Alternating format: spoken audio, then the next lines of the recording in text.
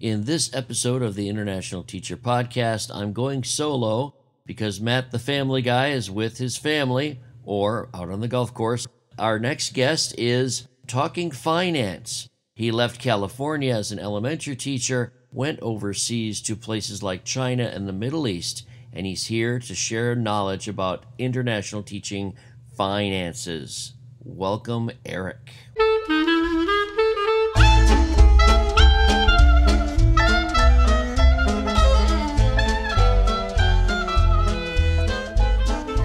Welcome to the International Teacher Podcast with your host, Greg, the single guy, and Matt, the family guy. We're recording episodes from around the globe to tell you about the best-kept secret in education. That's right, it's teaching overseas. We're glad to have you. Welcome to our show. This is Eric, and he's going to share with us especially about finances today, his favorite subject for overseas teachers, right? Indeed, indeed. Welcome to the show, Eric. Thanks a lot. It's good to be here. All right, Eric, let's get started. Tell us a little bit about your work history for education. A lot of the people listening are overseas already. Some might be thinking about overseas. Can you give us a little pedigree in general leading up to the Middle East where you are now? Okay, sure. I started teaching in 1990, so it's been a little while. 17 years in Central California, and during that time I started in one of the top paying school districts in California, and that looked really good. Over time that dropped, and I found myself making a little less, and then starting to really relate to the main character in Breaking Bad. If you remember that. All of your peers have surpassed you, and I'm teaching summer school constantly, doing extra jobs to make money. And then I came to international teaching and saw the light.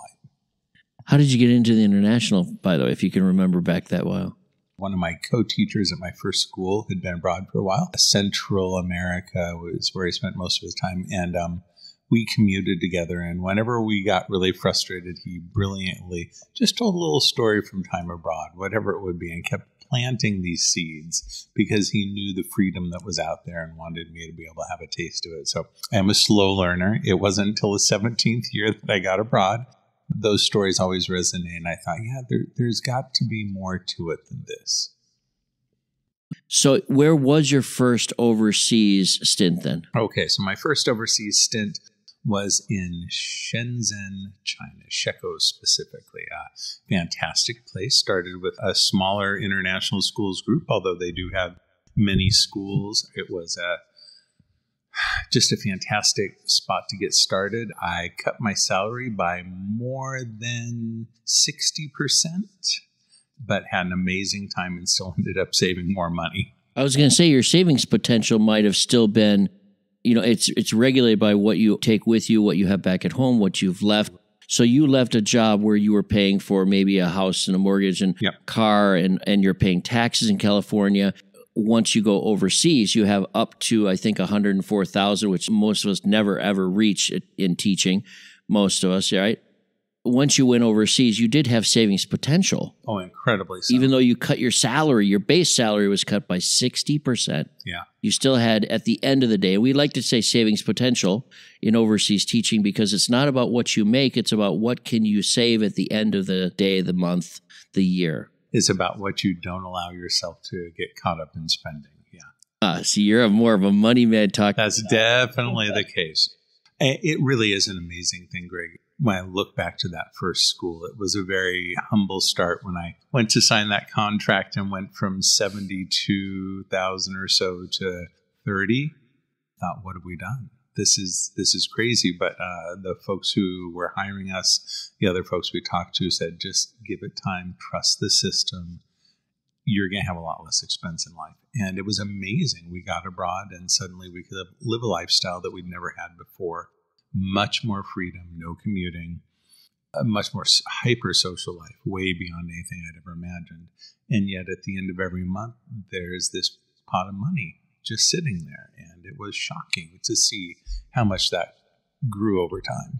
And I love talking about that because usually people, I'm hoping that if you're listening to this, you're not thinking about overseas if you're heavy in debt back home. If you're heavy in debt, if you're you're running away from something. Let's put it that way. And that's just my opinion. You might disagree, but my opinion is that doesn't solve the things to run away from them. And even though you can have a better savings potential here, wherever you are overseas, that it doesn't make sense to me if you're overwhelmed and you're trying to escape it, because you're still going to have money problems. They're going to follow you. Exactly. Yeah. I've known several people over the 14 years I've been abroad now who did come abroad with big amounts of debt, whether it be student debt, home loans, those sorts of things. And because of the savings potential, they chose to attack that and had it disappear. And we've got several people that you and I work with who came in the last 5 to 7 years who no longer have student debt.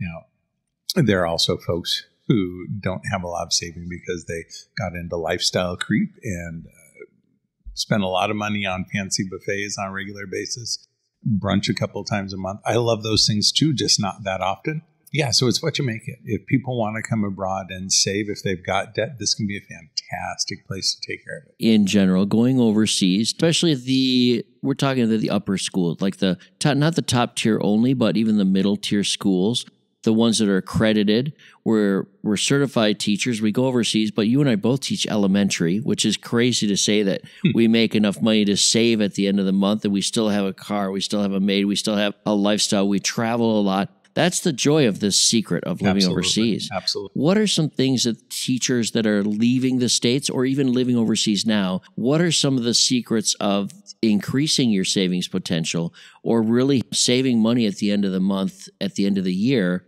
so that if they get into dire straits, that they have something to fall back on, right? And that's what you're really good at compared to me. You're very kind about that. I think the thing I would tell people is you need to sit down and decide, why am I doing that? We all get up, we go to work every day. We do our work, we enjoy our jobs. We enjoy them a lot more being abroad than, at least for me, than I ever did being at home. And then that salary comes along and it's nifty and you spend it and you're getting your habit. But if you ask yourself, what do I want out of life at a 3-year mark, in the next 5 years, in the next 10 years, that can really help you solidify a direction for where you want to go. And those folks who we work with who have been able to sit down and say, in the next 3 years, I want to pay off all my student debts. In the next 5 years, I want to buy a house. And in the next 10, I'd like to work towards being financially independent. If they set those goals and focus on it, those can all be achieved. And that isn't just at the premier schools. I mean, that can be done at a solid mid-level school. I've got a couple I worked with at my very first school who have stayed at mid-level schools over the last 15 years. And what they've been able to accomplish is phenomenal. They own 2 beautiful homes in Oregon. They've got a phenomenal portfolio put together, and they live a fantastic lifestyle. They're not paupers. They're traveling somewhat regularly. They're enjoying life, but they are careful with what they do. And what they've accomplished is phenomenal. So it sounds like you don't go extravagant, but you go. Oh, absolutely. I can't believe. You and I both go business class. No, we don't. I will go business class every time I'm bumped. Yeah, I'm happy to do that with points. There are some airlines that allow us to do it a little more often if you stay with them. But no, for myself, I don't buy business class tickets. Just like me, I always buy the cheapest, not the cheapest one. I can't spend 30 hours on going 15 different airports. No. We pick a nice place to go, but we will not go overboard. We're not exactly the shoestring. I've learned from you and I've learned from some others is that I go just standard airfare and what works best for me. But I'm not going to go extravagant, even if they give you a stipend that pays for a higher level, an upgrade, right? If the school is going to pay for that, maybe you can find a way to go a little bit cheaper and save some of that money. Absolutely. No, I look at pre-COVID when we were traveling the last year, I think I did 3 or 4 trips that I would have considered when I worked in the States once in lifetime opportunities. And in all those, did everything I wanted to do, but I didn't stay at the Ritz-Carlton. I didn't stay at the Kempinski. I would stay at a very nice mid-level hotel and spend way less than I would have at those other places. I ate at local street food places with the local people and had amazing meals for $3 to $5 a pop. And it was a much more culturally relevant experience than fine dining at one of these high-end hotels. And I came back with a hell of a lot more money in my pocket. when you do have money at the end of the month, at the end of the year, do you have some advice for teachers or people that are going overseas and what to do with that money? Because it's not just about saving it underneath your pillow. Sure, absolutely. The first thing I would do is just go get yourself educated. Andrew Hallam has written a series of books called The Millionaire Teacher, phenomenal books. And I'll digress into a great story about what makes Andrew, well, there's many things that make him a wonderful guy. Yeah, I would go get myself educated, read those, look at Mr. Money Mustache's blog. There's just a lot of good places to start. And actually, I usually don't pay myself at the end of the month. I start with me money at the beginning of the month. So for myself, when that paycheck comes in, it's automatically taken care of. I have about 60% of my salary that just goes to Vanguard. And I look at dollars as employees that go to work. So I never see the money, so it doesn't hurt. I'm not writing a check. It just kind of goes out there and gets to work. And I have it in some basic low-cost index funds. And then every dollar is out there working for me on a regular basis. And what I have left will let me take care of the lifestyle that I want to have. And it's a good lifestyle. I keep myself very busy with lots of fun things, lots of travel, lots of eating out when I want to. And it's easy to do. And it just happens over time because it's set up to be automatic. I've been to a couple schools that have offered where they take part of your paycheck and sort of invest it in their school.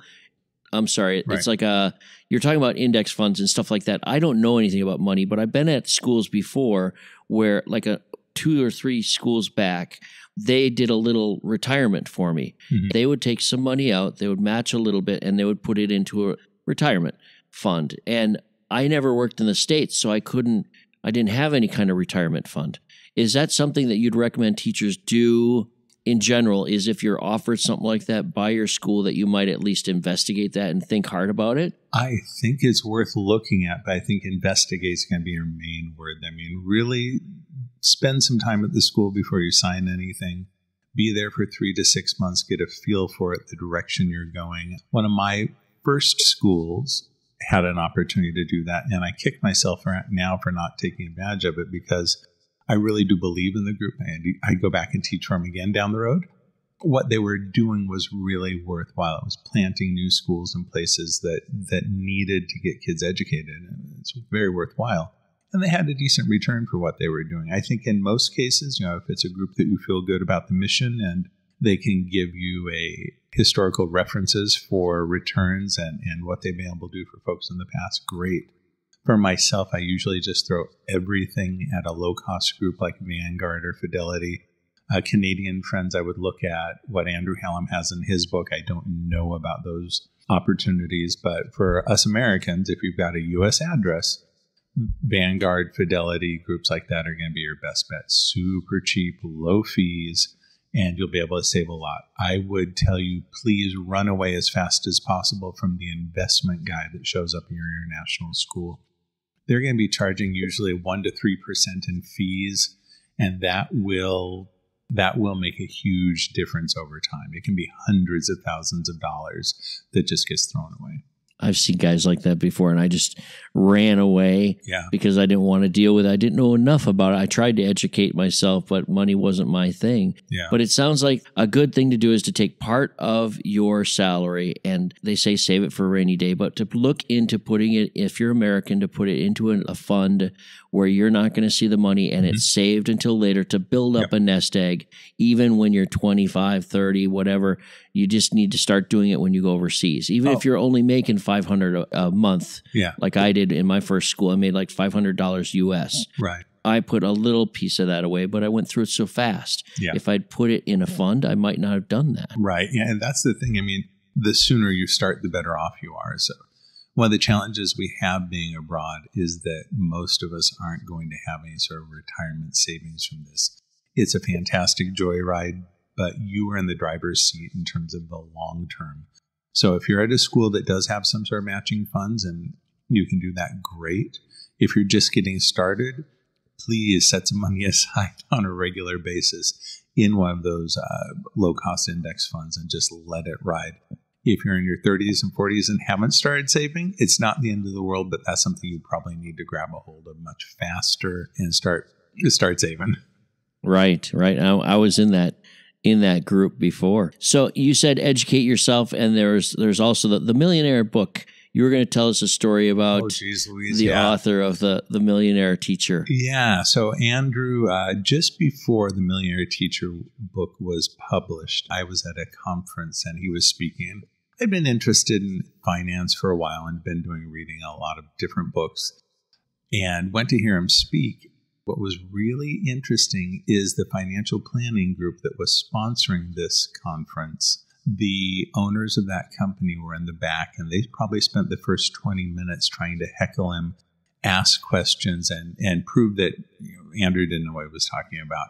And he very politely, very adeptly answered every one of their questions, but these people kept interrupting him. There was just this tone in the audience of people getting really frustrated. And finally, some dude behind me just stood up and said something on the order of, interrupt him again and I'll break your jaw.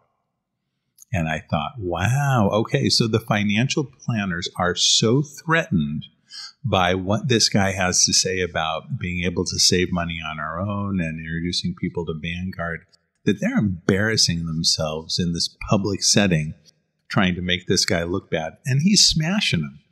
It really just gave what he was saying that much more validity. What he's got in his book is just gold for us as teachers. I mean, it's a simple path to wealth. If you will read it and follow his stuff, you really won't notice the changes. You'll maybe the first month or two, you go, wow, all this money is disappearing. Well, all those employees are going to work for you. And within a year or two, you can look at your salary and say, dear God, I've saved so much money. Now, tied to that, you and I have a fellow teacher who I sat down with probably 4 years ago. We had a similar conversation. She was just getting started here, had a little larger check than she was used to. And she said, yeah, I'm going to go ahead. Why don't I set this up to save half my salary?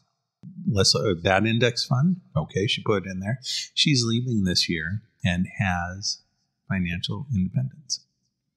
4 years, half her salary. What does that mean? I don't even know what that means. Financial independence. There's enough money that the money can create its own.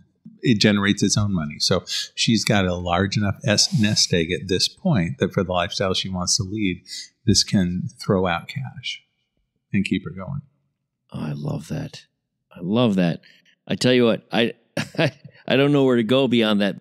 Financial independence is not something I've ever had. Yeah. And it's something that even if you're working in Central America, which is generally a region where you make fewer dollars if it's in dollars or fewer local currency, whatever it is, that you just don't even dream that you could do that, right? That you could become financially independent because you're sort of living within your means down there. Mm-hmm. But it is true. Like you said, start early. And even if it's just a little bit, it'll increase and increase. And at some point, that financial independence is the goal for a lot of us. I would love to be able to just go teach anywhere I want and not worry about how much they're offering me as far as pay, as long as it was some pay, which is a goal of mine, actually. Mm-hmm. I do want to go back to Central America and teach for peanuts and just making enough to get my next baleada or something or next beer, for the next day and not worry about savings as much. What a wonderful idea. Besides the Millionaire Teacher, any other resources that you like to share? Like I said, I think that Andrew's work there is fantastic. One of the other pieces I really enjoy is a blog by Mr. Money Mustache. Some of your listeners have probably heard of him before. Canadian engineer who has a very similar sort of lifestyle to what we're talking about. He, I think, became an engineer in his early 20s. And his family's mode of doing things was, well, you just save most of your salary and you fix things yourself. And you have that good frugal Midwestern sort of value that so many of us have forgotten. And he and his wife were both professionals for a number of years. I think early 30s, around 32, he said, we've got enough money we should be able to live off of now. So he left. He quit working as an engineer and started doing other things that he found gave him enjoyment in life, and started a blog with it, which has taken off. But with that, the whole idea is save your money. Don't get yourself caught up in what are honestly luxuries that we've started taking for granted because everybody else does it, we do it, rather than thinking, wow, a massage is really an amazing thing. Going and having a handcrafted cup of coffee is really an amazing thing. We just do it on a regular basis without thinking about it. And I think when you sort of run the numbers on what some of those things cost you, it can be shocking. Before I left the States, I would stop and I would be a coffee guy. I'd stop at Starbucks and pick up my Venti, Fufi, whatever it was. And I enjoyed it. And the first time I did it, man, I just felt like $1 million. This person did exactly what I wanted, made me this delicious coffee, which, because I drink them quickly, was gone in 10 minutes. And so was my $5. And I did that once or twice, and it was amazing. And then it was habitual. And then it was me standing in line bitching because I had to wait 10 minutes, which added to my morning, to get my coffee, which wasn't as good as I remembered it. And when I sat down and thought, wait a minute, dude, $5 a day is what you're spending on this because it's a treat and you deserve it. That's what, $25 a week? So we've got $100 a month going towards coffee that I'm waiting in line for and half the time complaining about. What if I invested that? What if I got just 7%? The market usually does 9%. How much does that end up being? My cup of coffee over 10 years, if that may have been invested, ends up being about $15,000. And when I ran those numbers, I said a few bad words, and then I got myself a nice secondhand coffee maker at home, all these nifty dials. I make my own coffee, and it's faster, and I like it, and there's more money for Vanguard. You have hit the nail on the head. That's great advice. I keep trying to do that. I do have to hit, every once in a while, I have to hit the old Starbucks, but of course, it's an amazing treat when we do it once in a while. I love that. All right, I have a game for you. I just thought of this the other day. I want to test your money knowledge overseas. Okay, Eric, here we go. I want you to name the country that this currency comes from. I'm going to give you about 5 or 6, and we're going to see how good you are. This is where I'll fail. Well, here, let's just start with an easy one. Let's start with pound. England. Okay. Oh, well, there's various, but yeah, we'll go the UK. Okay, and we'll go with the dirham. India? I guess I might be wrong. I was thinking more closer to the Middle East here. Sorry, I'm not. Oh, yeah, Egypt. Egyptian pound. Sorry, I'm lost. Okay. Okay. Dirham is, I believe it's Dubai, right? Okay. The UAE has the dirhams. Okay. One of my favorites. Dong. Vietnamese dong. See, yeah. There you go. That's a place where it's really fun to be a millionaire. You go to the bank, you get out $100, you're a multimillionaire for about 3 days. That was my story. You took it away. I went to an ATM. I didn't even know the name of the currency, and it turned out to be I took out $2 million out of the bank, and I was like, oh my God. Daddy's a player today. Exactly. And they have the best coffee, by the way. Oh, absolutely. I talked about that on another one of my podcasts with a guest where I was telling him to go to Vietnam to have that coffee. So now you're giving me backup on that, right, Eric?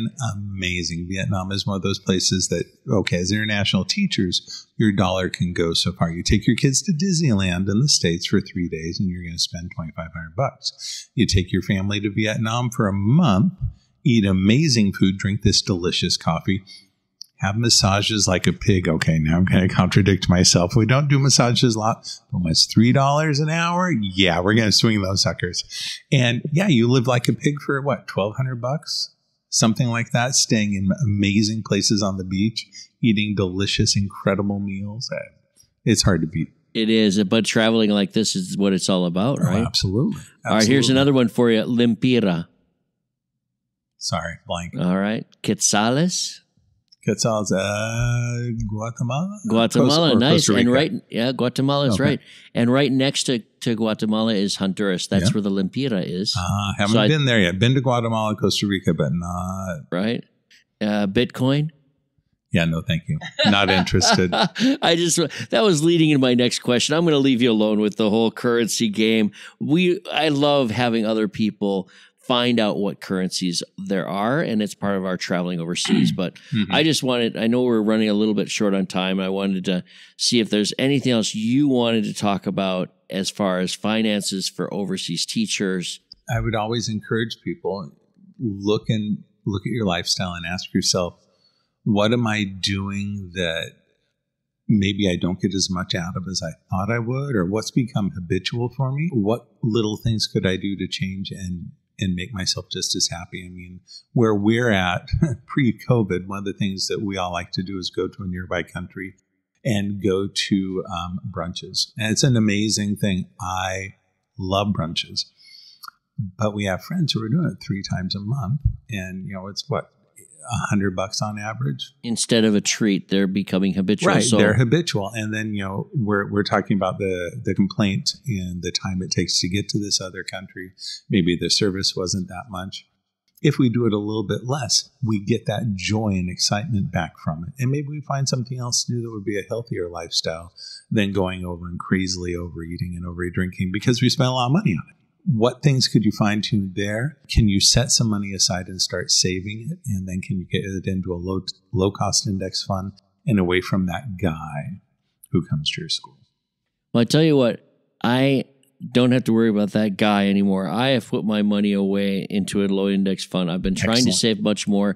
I'll give you one thing, and maybe you can give me a heads up on this, whether I'm doing it right, but I have a problem with apps and these pay-as-you-go nickel and diming things like Google. If you want extra space, they charge you by the month, and it just shows up on your credit card. Yep. And Apple does the same thing for like 99 cents. They'll give you an extension, and it's every month, and it adds up to the end of the year. Oh, it sure does. Even if you're willing to pay for the whole annual thing, they still charge you every month, this little 99-cent thing. Apps that keep on charging, Netflix. Yep. Right. All of these add up. So what I did the other day was, being overseas especially, we try to do a lot of things as services. We have VPNs. We have sports things that we want to get. We might get HBO or something because we can't watch it in the States. It might be our comfort zone to keep us feeling at home to watch those. I made a list of everything that I know of that I've been paying for, not just on iTunes, because you can go into your Apple and see what your apps you're paying for. But I went through everything I can think of digitally to make a list, and I have been just shooting myself in the foot. Mm-hmm. I have been paying, for this little app, this, not just Angry Birds or something, but the add-on for the monthly thing for a language course or something. So how much do you think you have a month in apps? Well, I got rid of it. I was paying at least $300 in different kinds of apps and subscriptions. If you add up all of your things, like here I have the $10 a month for this, for Netflix. Here I have $15 a month for this. It's $10 a month for this magazine. For this club, it's $50 annual, right? And if you add all of your teacher groups or I whittled all those away the minute I found out how much money I was spending. And it wasn't very long. I think it was for about a year I was doing that. But I fell into that, what did you call it before? Lifestyle creep? Yeah. I've never heard that before, but it's very profound. I fell into this lifestyle thinking I need to have this and I need to have this. Mm-hmm. And I've saved so much since I did that. It's incredible how that happens, yeah. Lifestyle creep is one of the layman's terms we use. Hedonic adaptation is what that psychologist will use. And it just talks about how we get ourselves set on whatever that new thing is. It loses its meaning and we just habitually start doing it. I think that's one of the ways that, a lot of us end up spending a lot of money we don't ever mean to. Like your coffee, where you were standing in line for the coffee, you didn't even enjoy as much anymore. No, we didn't. And there was a time here where, we were all going to one of the fancy hotels in this nearby country. Well, I went once or twice and stayed in a basic room, and that was fun. And then went with groups of friends. Well, the basic room was nice. It was $250 a night, but then we could go club. And club level got us, air quotes, free drinks and free food. And it was like $375 a night. And then there's a $200 massage for the bride. And boom, boom, boom. And the weekend was $1,000. And I was sick to my stomach. Yeah, that's creep right there. Absolutely, absolutely. Jump on with the Joneses and it disappears. Well, without getting too personal, does something come to mind if I were to ask you, what's one thing you love to splurge on? For me, CrossFit. So I spend $100 a month on CrossFit, going 3 days a week, because it's something that I know is better for me physically, mentally. It's challenging. I'm terrible at it, but man, well, you're looking good. You're looking slim, and you're making me feel bad. But CrossFit, so health is something you can. It's actually an investment. Yeah, exactly. So I look at that. My family, extended family, you slow down, you start using a walker. I don't want that in the future, so I'd rather do a whole lot of burpees and some heavy deadlifts and spend money on getting coached to do it correctly. So instead of standing in line waiting for that crappy cup of coffee, save that money over the years. It will allow you to do something, right? Yeah. Now here's the other gig though for me, because friends may call me a stingy SOB. When I spend money like that, it's because of a side hustle I've got going on. Where we're at, people love to have us do tutoring. So I'm tutoring for what to me is a very reasonable amount of money, and that tutoring covers everything that I do. I tutor 2 hours a week. It pays for all of my CrossFit. It pays for most of my groceries. It's paid for some beautiful Persian rugs. I love the way you brought that up. It paid for my airfare. Yes. So things like that. In most of us abroad, you're going to be working with affluent parents. There are lots of parents who don't want to do homework, who don't want the hassle of helping their kids with whatever it is. And depending on where you're at, that can be $40 to $100 an hour. This is the first school out of 7 that I've worked for that I haven't tutored after school. I was just overwhelmed with my job here, with my position. All the things have changed for this or that or whatever reason. I remember, especially my early years teaching in Honduras, I was tutoring every day after school because it's extra income and it just feeds into your expenses that you need to do a little extra on the side. You want to do your CrossFit. I love the way you brought that up. It's amazing. Greg, we have a peer here. She's doing 5 hours a week, I think, right now. So one hour a day. She gets home at 5 rather than 4. That pays for her mortgage. That's amazing. And I think we can leave with that as far as advice for teachers overseas. If you're not tutoring right now, look into it, right? And if you want a side gig and you've got extra time, great. Folks with families, that might be harder. I'm single right now, and it was a great thing for me for a while. I'll be phasing out, but man, the extra money was amazing. Well, I thank you for stopping in on our show here. It's been great to have you as a guest. It's an honor for me. And thank you so much, Eric. We will be touching in with you at some other point later on. Sounds good, man. Thank you.